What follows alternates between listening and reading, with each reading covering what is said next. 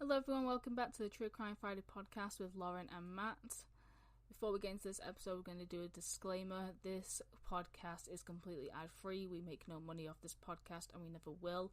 We do not have sponsors on this podcast, but this is not something that we're comfortable with. We want to just give out information that we have gathered out of an interest that we have mutually. That is all this is. We have an interest mutually on these type of subjects, and we like to gather the information for educational purposes and nothing else. We do not condone anything that we talk about within this podcast, and we do add a comedic effect to each of the episodes, but that's more to lighten the mood, and all comedic aspects are aimed at the criminal and not the victims of the crimes. We never mean to offend anyone with this podcast or make anyone uncomfortable. So before you go into this episode, please be aware that we will be talking about some graphic content. So please make yourself wary about which episodes you may be listening to. Thank you and enjoy the podcast.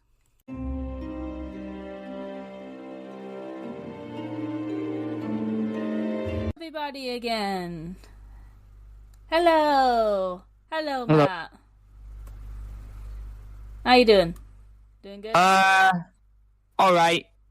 Stomach's feeling a little funny, Oh, no. but we move. Oh, no. I think I'll be okay. So basically, if Matt needs to leave at any point during this recording, we know why. Yeah, I don't think there'll be a poo nanny. I think I can keep my chocolate factory closed. Oh, lovely. If anyone is listening to this while they're eating, I am so sorry.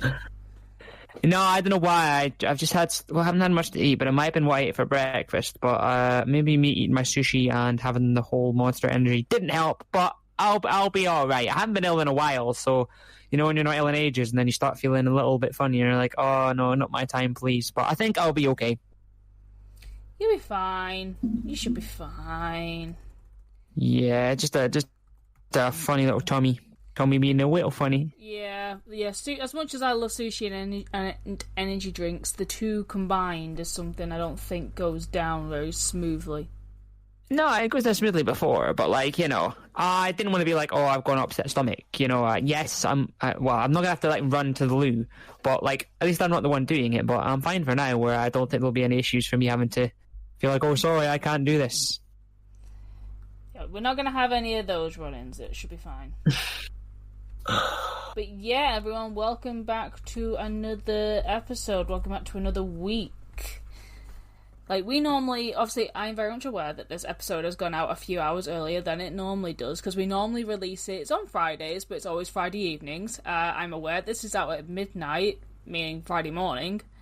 I've got a busy week, so I needed Friday to not be recording day. I needed to get an early night, have a pamper, have a chill. I'm going to a wedding Saturday, so I need to be very refreshed the next day. Recharge the social battery. 1000%. I literally woke up Tuesday, genuinely no joke, and I was in the office Tuesday, and I woke up and just was like, no. I was like, no. One of those moods where you have to get up at this time, but you're like, I can sacrifice a few extra minutes. And then I literally woke up. I went back to sleep at 6. I woke up at 6. Went back to sleep till 7. I was like, I'm just getting a taxi. I really shouldn't right now, because it's getting towards payday. It's getting to that point. I'm like, I really shouldn't get a taxi to work. However, my mental energy is so dead. It was so dead. I was I was contemplating just not going in, but I knew I had to. So I was like, I've just got to do it. I've just got to do it. I've got to do it. I was so drained by the time it got to Tuesday. I was like, I just can't anymore. I'm so dead. Work, we had a huge new launch at work as well on Tuesday, and everyone was like, oh, on Thursday after the new website's been brought out and it's launched and everything's running smoothly, let's all go out for drinks and food after work. And I'm like, if you guys are paying, sure, but if you're not, I'm not gonna, because I need to recharge, I need to chill, I need to read my books and relax. Because I did a cool thing with my books. We talked last week at the start about reading and all this kind of stuff and the apps I use.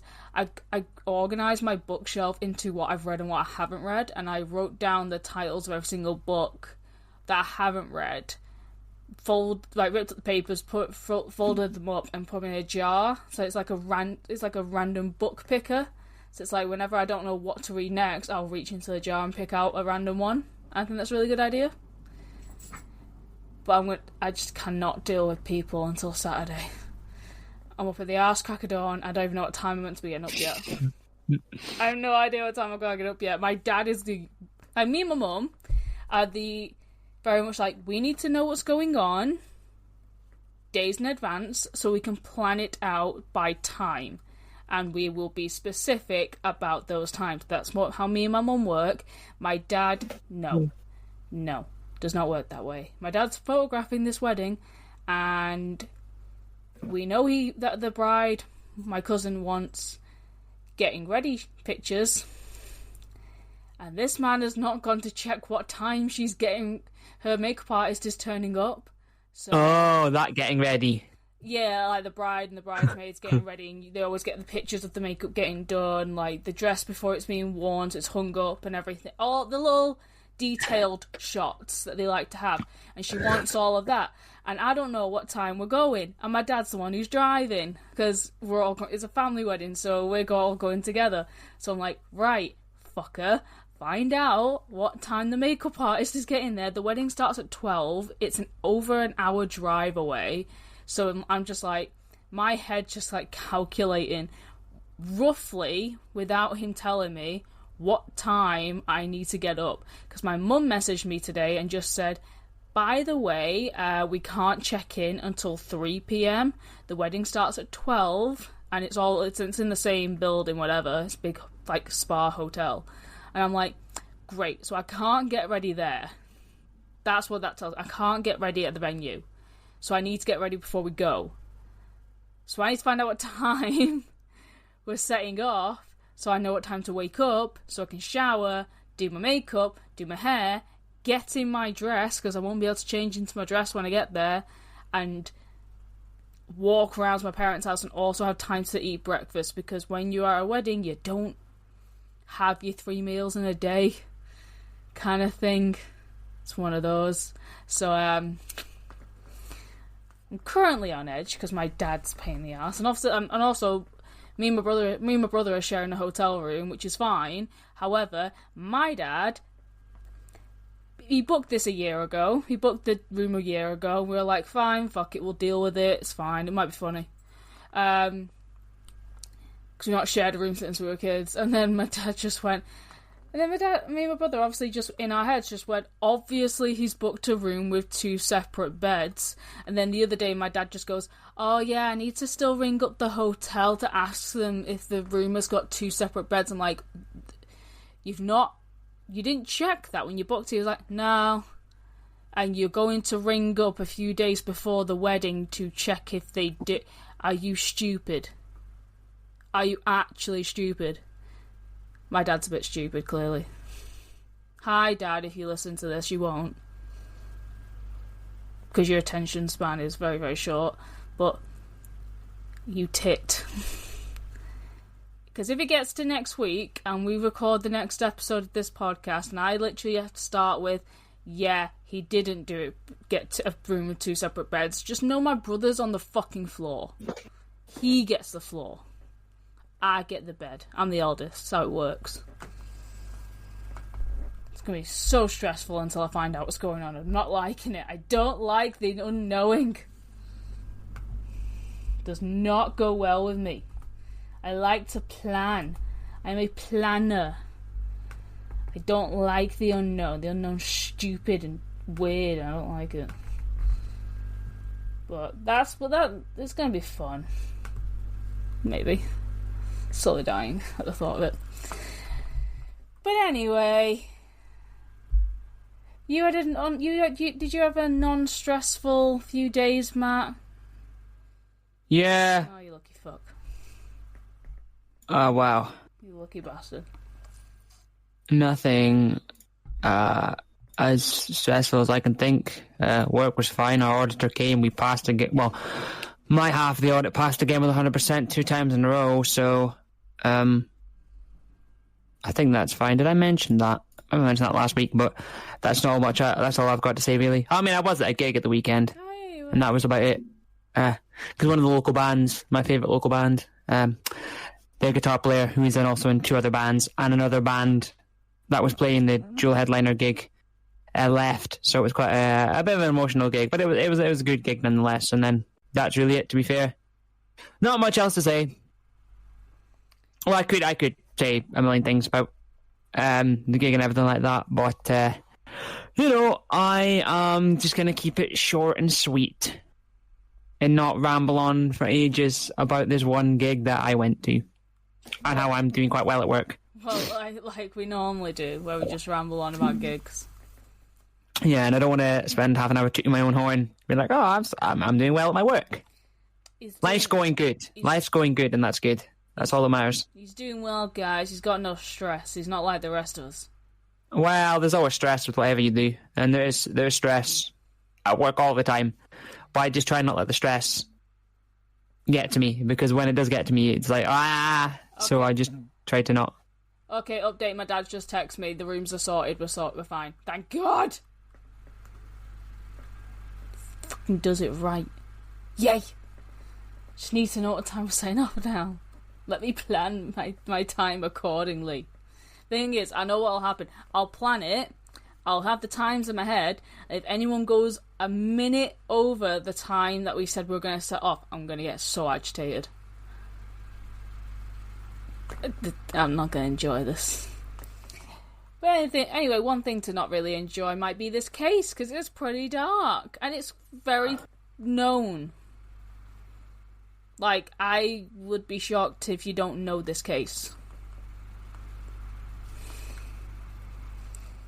So, today's case, as you might have read the title, listeners, it is on Aileen Wuornos. I swear, you know this case, don't you? If I could spell Aileen.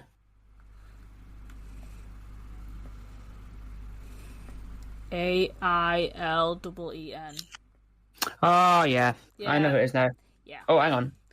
Cable's over tied. Yeah, no, I know who this is. Yeah, most people will know who this person is. It's a very popular case. It's a very known case, and currently it got a bit like, it had like a moment on like TikTok and various other social media platforms where people were kind of like defending her. It's a very controversial, people do pick sides kind of case. But we're going to go into the life, the crimes, and the eventual death of Aileen Wuornos. Hate to spoil it, but everyone kind of knows that she's dead because she had a very, very rememberable last words.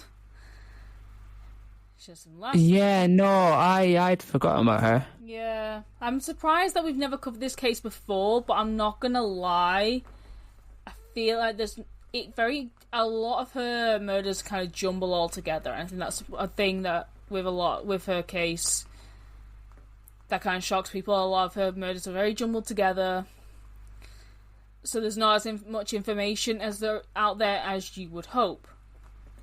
Well, or think, actually, not hope, but think. So, we're going to go into Aileen Wuornos, who I'm going to start off by saying has a very, very tragic early start to life. Actually, it's fucking horrific. Like, if she didn't go on to murder 7 people, something else would have happened. Like, trauma for life, because her childhood is fucking horrendous. So, Aileen Wuornos was born on the 29th of February 1956 in Rochester, Michigan. Her mother, Diane Wuornos, was only 14 years old when she married Aileen's father, who was 18-year-old Leo Pittman, on the 3rd of June 1954. So her mum was 14 years old getting married to an 18-year-old. We all have a word for those type of people. It's called pedo nonce. On the 14th of March 1955, Diane gave birth to Aileen's elder brother, Keith. After less than 2 years of marriage and 2 months before Aileen was born, Diane filed for divorce, and she gave birth to Aileen at the age of 16. So this woman is 16 years old and already divorced, which is insane to say. But I think it's fair to also point out that this woman was definitely groomed by Leo Pittman, which resulted in the marriage and the 2 children from him. So Aileen never actually met her father, and in 1967 Leo Pittman was sentenced to life imprisonment for kidnapping and raping a 7-year-old girl, which is not a shock that he did that. It's horrendous, it's not a shock. Pittman was diagnosed with schizophrenia, and he committed suicide by hanging in prison on the 30th of January 1969. In January 1960, when Wuornos was almost 4 years old, Diane abandoned her children, leaving them with their maternal grandparents, Laurie and Britta Wuornos. Both of them were alcoholics as well, which is not great. And they legally adopted Keith and Aileen on the 18th of March 1960. So Keith and Aileen grew up for a good period of their lives thinking that their grandparents were their actual parents, because they saw more of their grandparents in their lifetime than their actual mother. So until they were teenagers, they genuinely thought that, the grandparents were their actual parents. But by the age of 11, Wuornos began engaging in sexual activities in school in exchange for cigarettes, drugs, and food. Bear in mind, she's 11. She had also engaged in sexual activities with her own brother. Wuornos said that her alcoholic grandfather had sexually assaulted and beaten her when she was a child. Before beating her, he would force her to strip out of her clothes, and in 1980, at the age of 14, she became pregnant after being raped by a family friend. So she's got the worst start to life. Absolutely sex-fueled, which is horrible. Yeah.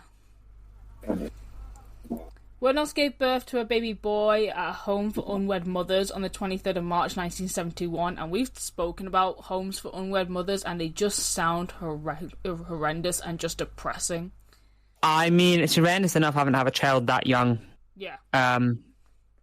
Teen pregnancies and all this, it's all, you know, that sort of like, you know what I mean? Because it's like, that shouldn't have happened, that's wrong.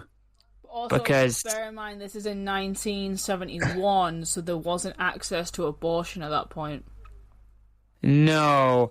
And I say like, because obviously, well, through the course of how history's developed and how we have grown as a society and as humans, you know, the way of life, or like, the normal way, that life works is that, you know, this sort of stuff happens after, like when you're a late teenager, in your 20s afterwards is when you start to actually have a child, blah blah blah. And when the stuff that's supposed to happen in the later life happens in the earlier life, that's when it's another level of like, oi, what the fuck, man, you know what I mean? Considering when we talk about stuff like this, I'm always sitting here like, bro, when I was that age, I was like, that was far from anything I could ever imagine happening to someone.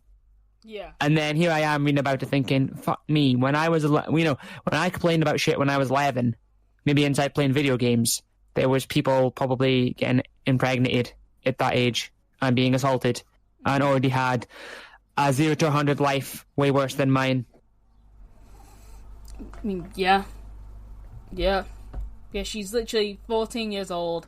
She's given birth at a home for unwed mothers, and the child was placed up for adoption.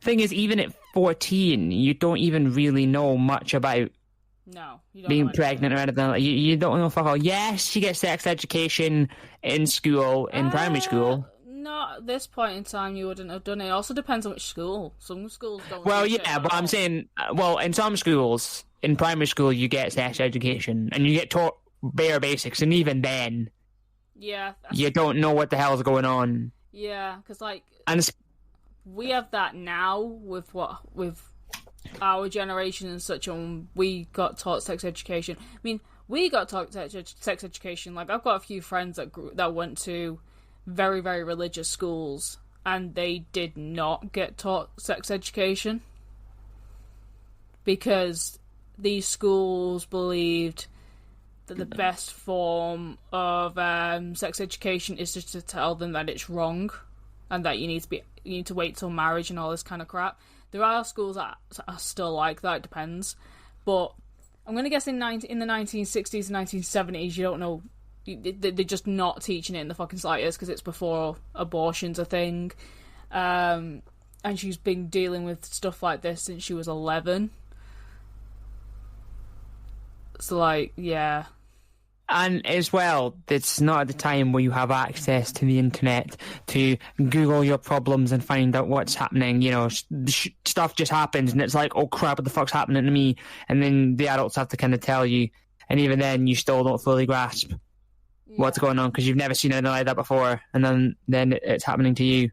Yeah. And then obviously, when you have the child, there's even more issues that happen with that because of the circumstances, and there's a whole lot of red flags and issues that come with that. Like, the shit like that shouldn't happen, and it still probably happens today.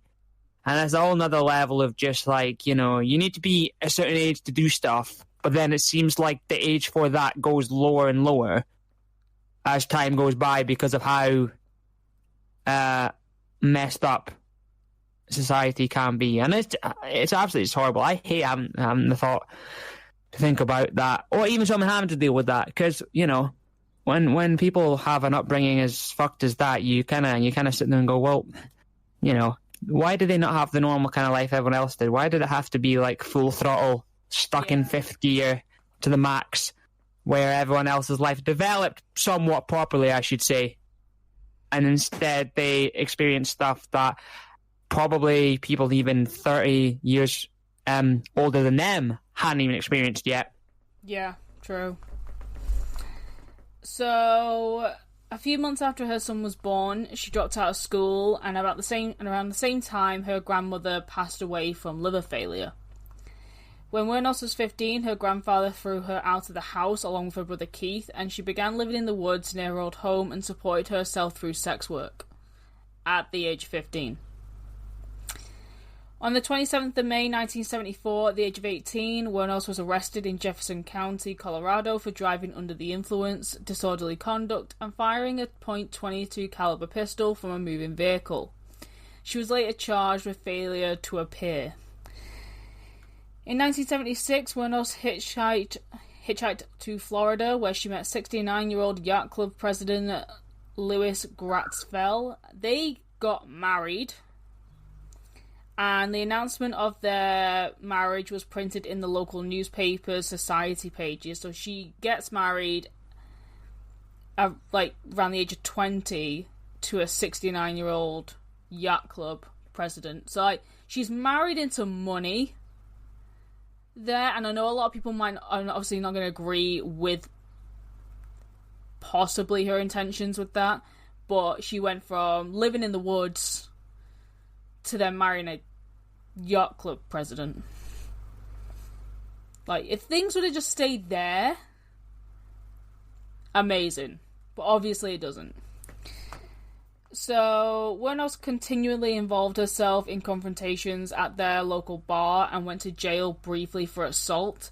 She also hit Fell with his own cane, leading him to gain a restraining order against her within weeks of the marriage. They got married, and within weeks of being married, he gets a restraining order against her. She returned to Michigan, where on the 14th of July 1976, she was arrested at Bernie's Club in Marcelona in Antrim County and charged with assault and disturbing the peace for throwing a cue ball at a bartender's head. On the 17th of July, her brother Keith passed away from esophageal cancer, and Wuornos received $10,000 from his life insurance. Wuornos and Fell annulled their marriage on the 21st of July after only 9 weeks of marriage, And in August 1976, Wuornos was given a $105 fine for drunk driving. She used the money inherited from her brother to pay the fine and spent the rest within 2 months buying luxuries, including a new car, which she wrecked shortly afterwards. So she gets she gets $10,000 from her brother's life insurance, and she literally does the correct thing, which is paying off a fine, but then splurges the rest of it soon after. In 1976, at the age of 22, she attempted suicide by shooting herself in the stomach. Between the ages of 14 and 22, she attempted suicide 6 times.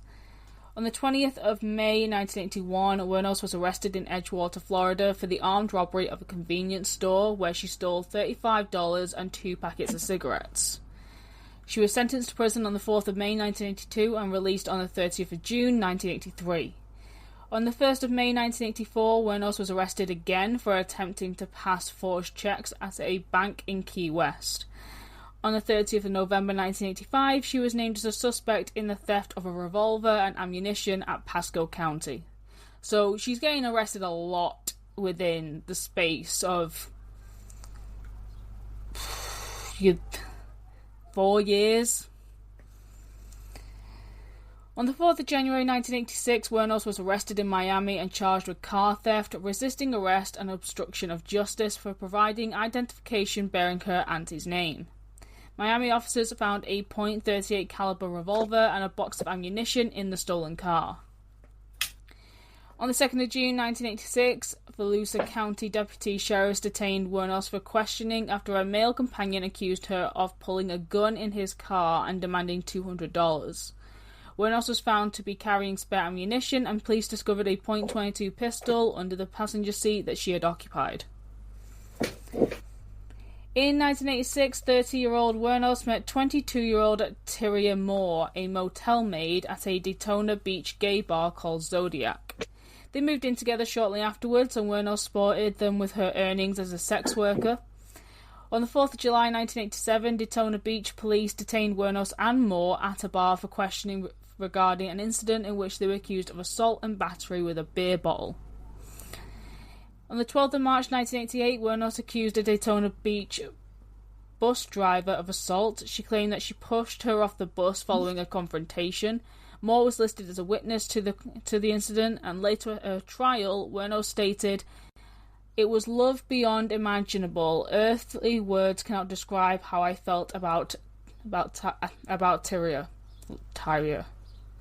Before execution, Wuornos claimed to still be in love with Moore.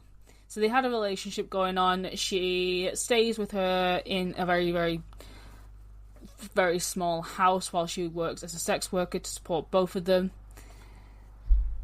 But obviously, it eventually goes way, way, way more downhill as time goes on. Because obviously, we're talking about this case for a reason, not just her little petty crimes that she'd committed in 4 years. But Aileen Wuornos murdered 7 men within a period of 12 months. All the men were motorists between the ages of 40 and 65. So her first victim was Richard Charles Mallory, who was 51 years old. He was an electronics store owner in Clearwater, and on the 30th of November 1989, Wuornos claimed that Mallory beat, raped, and sodomized her after he drove her to an abandoned area for sexual services. Mallory was Wuornos' first victim, and she claimed to have killed him in self-defense. Later, it became known that Mallory had previously been convicted of attempted rape in Maryland. 2 days after the murder, a Volusia County deputy sheriff found Mallory's abandoned vehicle. On the 13th of December, his body was found several miles away in a wooded area. He had been shot several times, and 2 bullets to the left lung were found to have been the cause of death. Now, based on looking into this case and watching the movie Monster, which obviously, if you've not heard of before, is a movie about Aileen Wuornos and the entire case itself, it's a really good movie and details it pretty well. And looking at various other documentaries, it does look like the first murder was an act of self-defense. It was an act of self-defense with him beating her, raping her, sodomizing her, the whole thing. That apparently did happen. this one was self-defense. Like, if it would have just left it here, if this was left here, I'd be like, all right. But obviously that's not what happens. But it's one of those things where when people act in self-defense, it's that funny, that grey line where, like, people are like, okay, yeah, you act in self-defense, but then people take it the too far self-defense, they end up killing someone, and then, which is, you know, a lot of this, from what I remember, is that people saying the whole thing, you believe it's self-defense or they really did want to kill someone. But, you know, it's never nice to have to be in a situation where you have to defend yourself because someone is horrifically torturing you and abusing you. But then sometimes, well, at least for me, I think that it's like, well, people act in self-defense, but then they accidentally they intentionally kill someone, and then maybe from that they get that lust to want to kill again. But you know, I've never had to be in a situation to defend myself from that. But it could just be like a lot of cases where it's the spur of the moment where they're acting in self-defense and they didn't mean to kill them, and then they did, and then it's like, oh shit. But it is always that great line where folk are just like, well, you acted in self-defense, that's fine, but you acted too much in self-defense, ended up killing someone, and that's wrong. But then at the same time, it's like, well, the person's a horrible human being, so they did deserve to die for what they were doing to that person. But it's always a great line, or at least for me, I find, on how you go about it, depending on who it is. Because I feel like with loads of different cases, people are either just like, oh, well, justified that they took it that far and killed them, or other times they're just like, there was no need for it to be that far. But unless you know exactly every single thing that happened in that sort of confrontation and kerfuffle, then, you know, it's totally up to you what you believe is too far. But there's a lot of things in life where it's like too far is too far. But then there's the other half where it's not far enough. But, you know, which is completely fair. I think with this particular murder, out of all of them, he has previous of doing similar. So he's shown as a shitty person, but yeah, it's like nothing justifies murder like that. My theory, like with the rest of them, I believe that she did get a taste for it. But the first one, I am starting to think, when you look into it and what he did to her and what he's done in the past, which it shows that it might not have been out of character, there is a chance that she might have panicked and reached for the nearest weapon, which could have been the gun.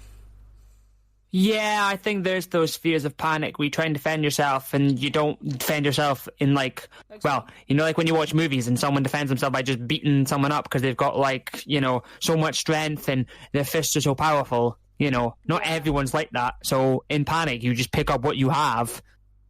Or like you see when people do the videos where it's like the weapon, look to your left. The item on your left is the weapon you have to survive a zombie apocalypse. It's that thing of like in the moment, your brain just is like going all over the place and you think, oh, I'll just take this, and then you do it and then you don't realise within a second you've actually killed someone. But if that person's been a known abuser, then every right for everyone else to be like, well, he was a known dickhead, he deserved to die. Yeah. But then sometimes people go, well, I don't think that person was deserving to have died, even though it was an act in self-defense. But if you I don't know how I would act, but I've never been in an environment where there's been a gun near me anyway. But obviously it's in America, so it's maybe like such a common thing for there to be a weapon there like a gun, for the instincts to kick in to just want to shoot and then not think that, oh shit. I mean, there maybe was the intention of shooting so that, when you see it in TV and stuff where they intentionally shoot someone so that they won't die, but they'll be wounded so they'll be down on the ground and then they can arrest them, that sort of way. Yeah, I do get what you mean. I can't remember what TV show it was, but I remember seeing something, it was maybe a movie or whatnot, where in it, they intentionally shot the guy in the nuts with a gun. Oof. And then he went down on the ground, because it was in some hospital or something like that, and they just burst in the room, and then she just takes the gun and intentionally shoots his nuts, so he gets down on the ground and doesn't die. miraculously from blood loss. I think he's not shot. He doesn't have a cock anymore, I don't think. But I thought, wow, that's a case. I was like, well, I've never seen that before, where they thought, you know what, we don't want the person in this film or TV show, whatever it was, to die, but we want them to be wounded. Wounded in the cock. So, the next victim was David Andrew Spears. He was 47 and was a construction worker in Winter Garden. He was declared missing on the 19th of May 1990. On the 1st of June 1990, his naked body was found along US 19 in Citrus County. He had been shot 6 times with a .22 pistol. Third victim is Charles Edmund Cadden. He was age 40 and he was a part-time rodeo worker. He died on the 31st of May 1990. On the 6th of June 1990, his body was found in Pasco County, and he had been shot 9 times with a .22 caliber weapon. The body had been wrapped in an electric blanket and was badly decomposing when found. Witnesses saw Wuornos in possession of his car, and Wuornos had also pawned a gun identified as belonging to Charles. Peter Abram Symes was the 4th victim. He was aged 65 and he was a retired merchant seaman. In June 1990, Peter left Jupiter, Florida for Arkansas. On the 4th of July 1990, his car was found in Orange Springs, Florida. Moore and Wuornos were seen abandoning the car, and Wuornos' handprint was found on the interior door handle. His body was never found, however. The 5th victim is Troy Eugene Burress. He was age 50 and he was a sausage salesman from Ocala, Florida. On the 31st of July 1990, he was reported missing. On the 4th of August 1990, his body was found in a wooded area along State Road 19 in Marion County, and he had been shot twice. The 6th victim is Charles Richard Humphreys. He was aged 56. He was a retired United States Air Force major, former state child abuse investigator, and former chief of police, and he was killed on the 11th of September 1990. His body was found the next day on the 12th of September 1990, and his body was found in Marion County. He was fully clothed and had been shot 7 times in the head and torso. His car was found in Suwannee County. The 7th and final victim was Walter Gino Antonio. He was aged 61 and he was a trucker, security guard and reserve police officer. On the 19th of November 1990, Antonio's nearly naked body was found near a remote lodging road in Dixie County. He had been shot 4 times, and 5 days later his car was found in Brevard County. On the 4th of July 1990, Wuornos and Tyria Moore abandoned Victor Peter Symes' car after they were involved in an accident. Rhonda Bailey, who witnessed the accident, provided police with a description of 2 women, which later led to a media campaign to locate them. Police also found some of the victims' belongings in pawn shops, and Wuornos' fingerprint that was found on a receipt at one of the pawn shops matched the print that was left in Symes' car. Wuornos had a criminal record in Florida, and samples of her prints were in the database, so she was very easily to match up. On the 9th of January 1991, Wuornos was arrested at the Last Resort Biker Bar in Volusia County on the pretext of an outstanding warrant in the name of Lori Grody. Police located Moore the next day in Pittston, Pennsylvania, and she agreed to elicit a confession from Wuornos in exchange for immunity from prosecution. And now, we've covered a few cases before where people have been given the immunity option if they rat out the other person. We've seen it happen, and it always results in someone who should have gotten the same sentence getting a few years, which I think is ridiculous. I don't like that that's a thing. I know you're going to get the confession at some point, but you have literally just let someone who was involved in crimes like this just walk away. I don't understand the logic behind it. If there's any investigators that want to tell me why this is a thing, please do, and tell me why it's a good thing, because I can't come up with a single one. I'm just a bitch who reads stuff. I don't know the ins and outs on why that's a thing, but I'm not the biggest fan of it. Just looking at it as an outsider.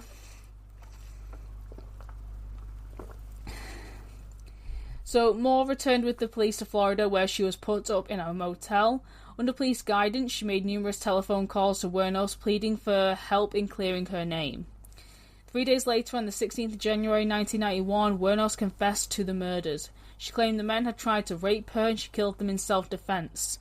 In November 1991, Wuornos was legally adopted by a 44-year-old Aileen Wuornos, who saw her photo in a newspaper. I know, that sounds really random, I understand.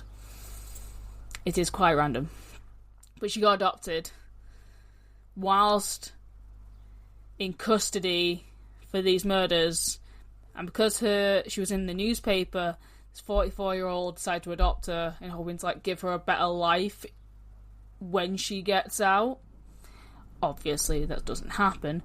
But this is what this woman apparently wanted to do. She wanted to give her a better life and take her to live on a horse ranch where they can raise horses together kind of thing. She wanted to give her a good life. But I feel like you could give Aileen a good life and I feel like she just wouldn't accept it fully. On the 14th of January 1992, Wuornos went to trial for the murder of Richard Charles Mallory. Although previous convictions were normally inadmissible in criminal trials, under Florida's Williams rule, the prosecution was allowed to introduce evidence related to her other crimes to show a pattern of illegal activity. The thing is, she's been arrested and done a lot of these crimes in Florida. Florida is not the place where you want to be doing that. Florida is just weird in general. I mean, I say that as someone who likes a lot of bands from Florida. I know from people who were from the area, in the area, but it's just a weird. So much shit happens in Florida where it's just what?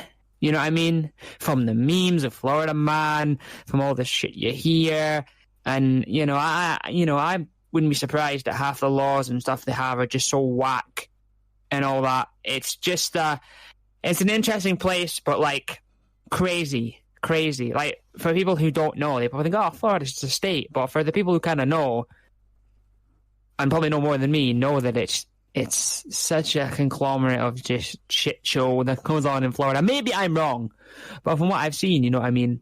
And from all the stuff that happens in Florida, I definitely wouldn't want to be in the wrong side of the tracks there. No, I get what you mean. I fully get what you mean. But, yeah, she's gotten arrested in Florida, which is fucking the worst place you'd want to be arrested for, if I'm being completely honest. Because, death sentences and, So, on the 27th of January 1992, Wuornos was convicted of Mallory's murder with help from Moore's testimony. At her sentencing, psychiatrists for the defense testified that Wuornos was mentally unstable and diagnosed her with borderline personality disorder and antisocial personality disorder. 4 days later, she was sentenced to death. It did not take them long, but this is Florida, like I said, they do not hesitate. Wuornos' defense made efforts during the trial to introduce evidence that Mallory was previously convicted for attempted rape in Maryland and served a sentence in a maximum security correctional facility, providing remediation to sexual offenders. Records obtained from the correctional institution showed that from 1958 to 1962, Mallory was committed for treatment and observation, resulting from a criminal charge of assault with intent to rape. These records also reflect 8 years of overall treatment from the facility. In 1961, it was observed of Mr. Mallory that he possessed strong sociopathic trends. However, the judge refused to allow the records to be admitted in court as evidence and denied Wuornos' request for a retrial. They're only looking at this one murder at this point. They've not even looked at the rest of them. They're looking at this one for now, and they saw that he literally has a huge track record of attacking women, and they just refuse to look at it, which I don't like, but at the same time I'm not genuinely surprised at the same time, because they're like, no, you killed someone. That's worse in their heads, so it's like... On the 31st of March 1992, Wuornos pleaded no contest to the murders of Charles Richard Humphreys, Troy Eugene Burness, and David Andrew Spears, saying she wanted to get right with God. In her statement to the court, she said, in part, "I wanted to confess to you that Richard Mallory did violently rape me, as I've told you, but these others did not. They only began to start to." On the 15th of May 1992, Wuornos was given 3 more death sentences.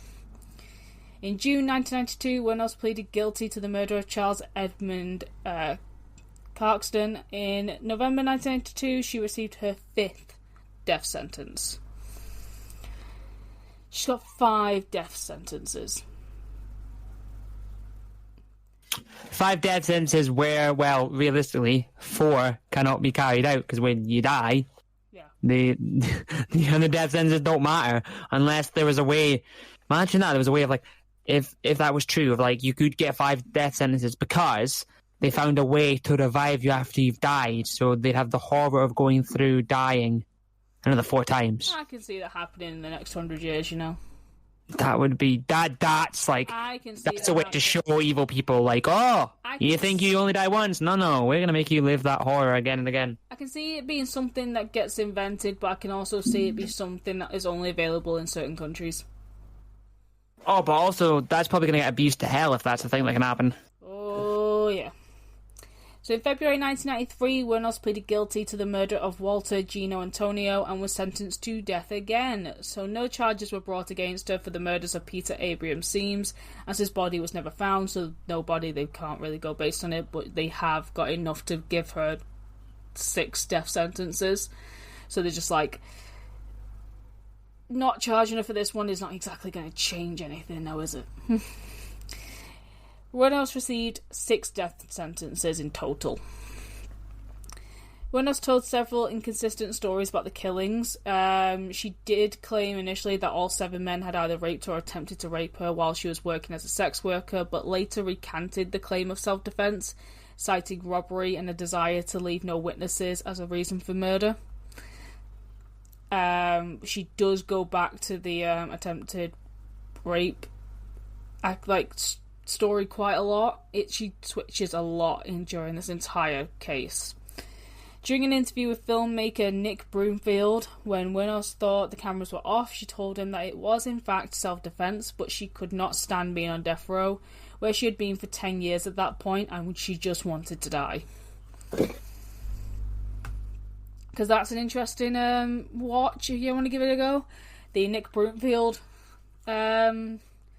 documentary movie. He makes 2. He makes one initially about her, and then about what the whole case, and then he does another when she's trying to have a retrial. Well, not a retrial, but like trying to get them to reconsider her sentence, and that's quite interesting to look at.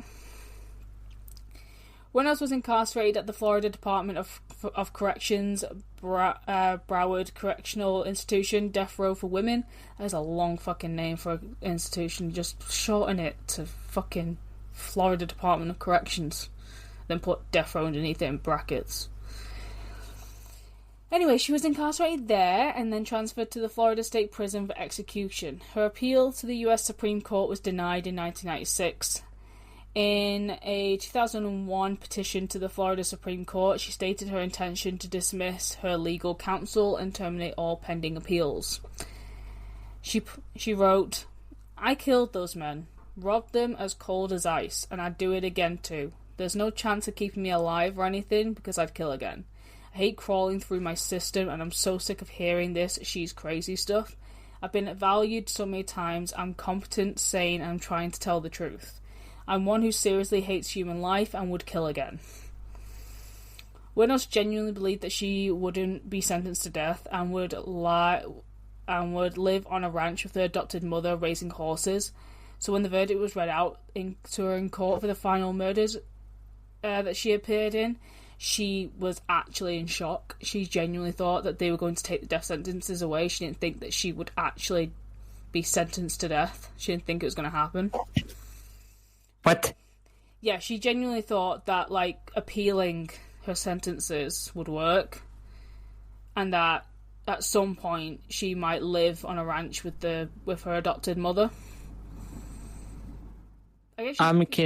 I'm confused at the fact that she thought they would just say I've got the death sentence and then go, oh, I'll take it away, like people in like the people who work for the justice system in court just go, oh, wouldn't it be funny if we just say you've got this and then go, sorry, no, we lied, no, you don't, as a joke. No, there's actual footage. I've watched it. It's in the Nick Broomfield second documentary where she sat in the courtroom and they're going through everything. It's in 2001, so it's like a year before she gets executed. But it's like they're going through everything, and they say, no, you will be sentenced to death via lethal injection, I'm pretty sure.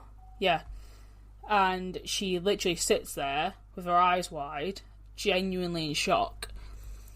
And she then says something that doesn't help her at all. So she sits there in shock, and she's about to be led out into the cells again. And she says, "Thank you, and I'll be seated in heaven while you're rotting in hell. May your wife and kids get raped right in the ass."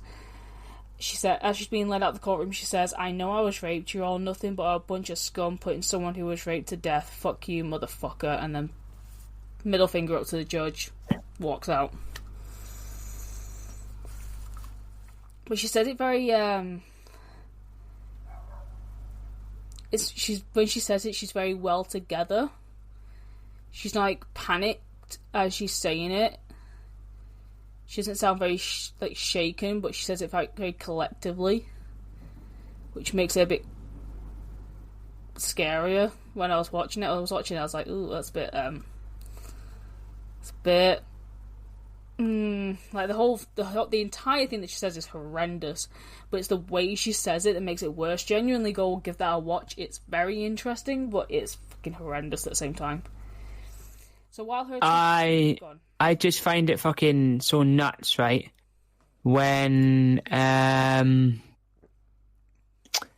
fucking people are getting sentenced and then they get their sentence right and they're in the biggest shock ever.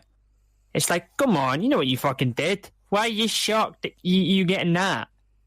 People would be shocked if they get convicted of something they didn't do and they're wrongly convicted. That makes sense. But when you sit there and you act all surprised that I'm getting the death sentence.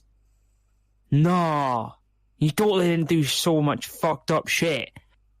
No. Like, why? What, are you supposed to act surprised and that's going to do something? I just, that blows my mind if folk act like that. Act in shock. Or they, like, cry. It's like, you know, everybody knows, it's a basic human instinct that when you do something, you know you did it. And you know there'll be consequences. Every action has a consequence. And then they act all surprised as if like, they didn't suspect that coming. It's like, come on, don't act the fool. Yeah, like she genuinely is in shock and then obviously gets very angry very quickly. But at that point she'd already been sentenced to death. I think it was just like hearing it again. I don't know, but it's just, it's a weird video, to be completely honest. But definitely watch it if you are interested in this case. So while her attorneys argued that she was not mentally competent to make such a request, Wuornos insisted that she knew what she was doing, and a court-appointed panel of psychiatrists agreed. In 2002, Wuornos began accusing prison matrons of tainting her food with dirt, saliva, and urine. She said that she had overheard conversations among prison personnel. She said, "Trying to get me so pushed over the brink by them, I'd wind up committing suicide before the execution, wishing to rape me before execution." She claimed all these things. She also complained of strip searches, tight handcuffing, door kicking, frequent window checks, low water pressure, mildew on her mattress, and catcalling in distaste and a pure hatred towards me. She threatened to boycott showers and food trays when certain officers were on duty. She said, in the meantime, my stomach's growling away and I'm taking showers through the sink of my cell. Her attorney stated that Miss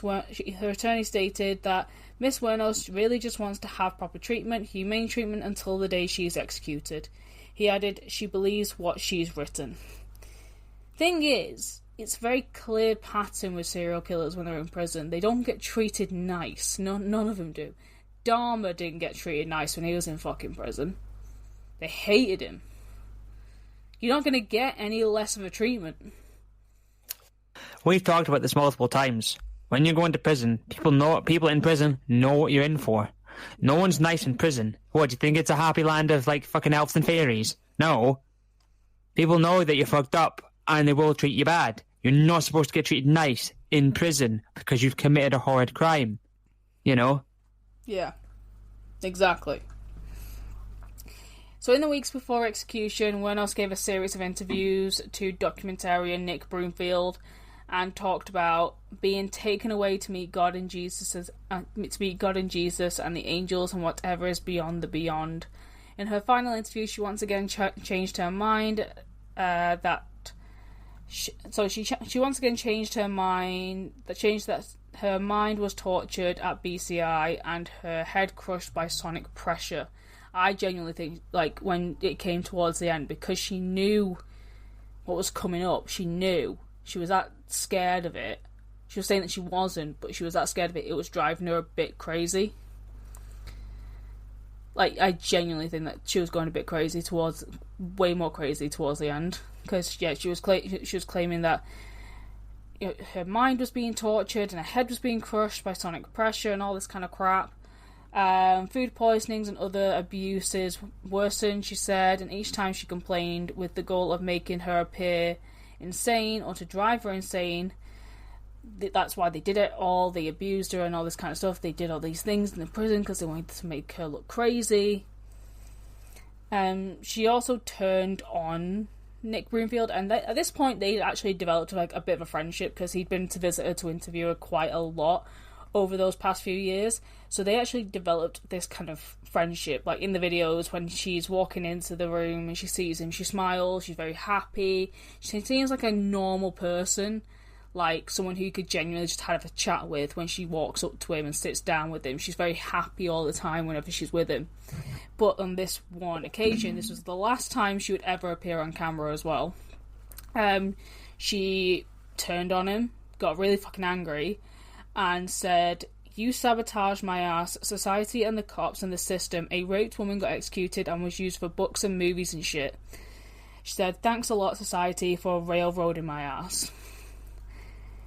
Now, a childhood friend of hers called Dawn Botkins later told Nick Broomfield that her verbal abuse was directed at society and the media in general, not at him specifically. So she did have people on her side during her final few years. Like, she had a childhood best friend who would go to the trials and all this kind of stuff. So she had people who believed in her, but she felt like no one did it. She was going a bit doolally towards the end, if I'm being honest. But obviously the inevitable did happen, and her execution by lethal injection took place on the 9th of October 2002.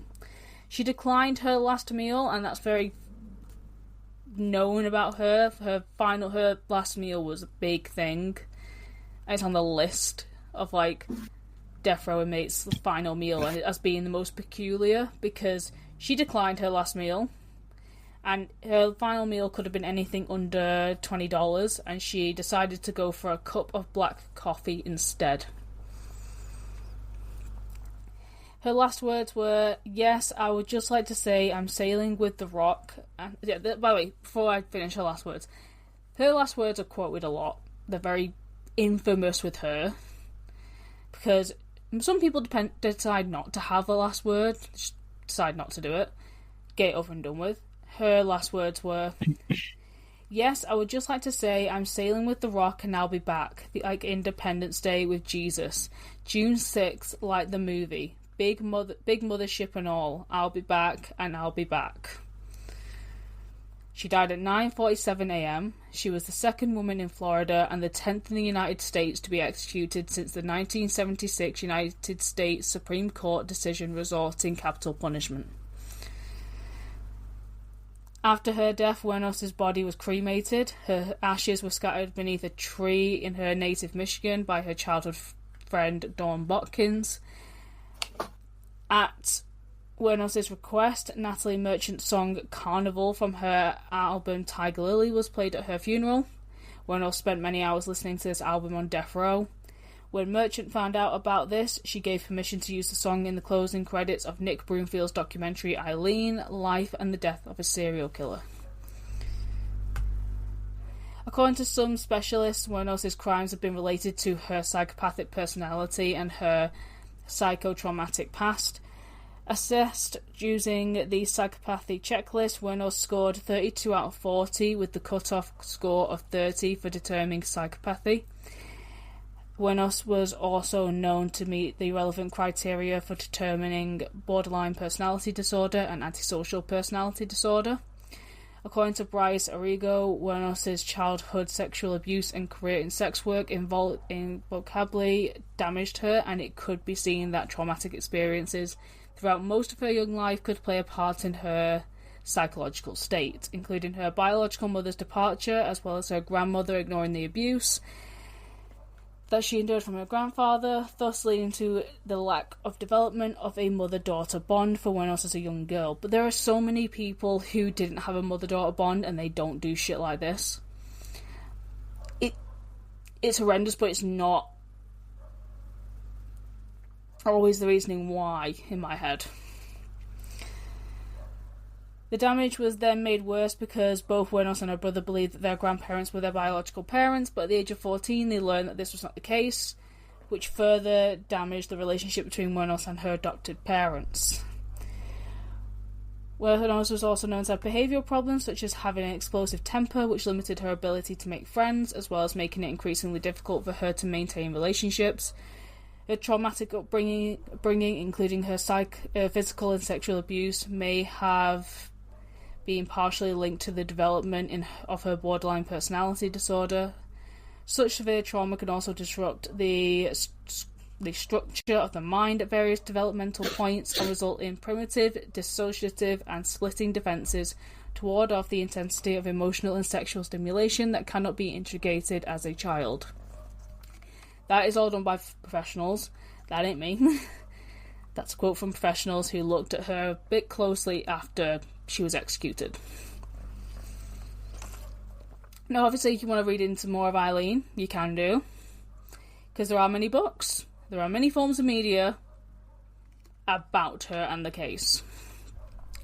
So, you could read Dead Ends by Michael Reynolds, Lethal Intent by Sue Russell, Monster, My True Story by Aileen Wuornos and Christopher Barry D, and Dear Dawn, Dear Dawn, Aileen Wuornos in Her Own Words by Aileen Wuornos and Lisa Kester. Now the main one is the popular biographical drama film Monster, which was made in 2003, starring Charlize Theron as Aileen and Christopher Ricci as Tyria Moore. I've watched the movie. It's pretty good. It's very trigger warning based, so if you have a lot of trigger warnings, like you can listen to a podcast, but you see it visually, it can kind of just not help you. It's one of those. If you're triggered by seeing stuff like, there's a lot. It's very graphic. Because the film does centre on a series of murders and her relationship with her girlfriend. Theron actually won the Academy Award for Best Actress as for her performance as Aileen. In 2015, Lily Ray portrayed a fictionalized version of Aileen as part of a Halloween storyline in American Horror Story Hotel in the 4th episode of the show's 5th season and later in the season finale. It's a very weird scene, if you've not watched it. Basically, Evan Peters' character is meant to be channeling H.H. Holmes in the season, and on Halloween night, he hosts a dinner party with his fellow dead serial killer friends, and one of these includes Aileen. It's very, very weird. It's a very good series. Very good season. Just really fucking weird. But yeah, if you're interested in the case any further than this podcast episode, then you can go listen to those or read them. Up to you. Obviously, do whatever the fuck you want. I'm not forcing you to do anything. But yeah, that is the case of Aileen Wuornos. It's a very slammed together case. No, I'm definitely probably going to watch some of that stuff because I don't watch much documentaries and that sort of thing. So, quite interesting. Well, interesting on the fact of when they detail going into how she acted and her mind and that sort of thing. Because I remember when I used to see stuff on social media, a lot of the people would try and tag this one as the woman on death who just wanted a coffee, or the one possessed by the devil, or, you know, claiming that she had psychotic mind, etc., etc.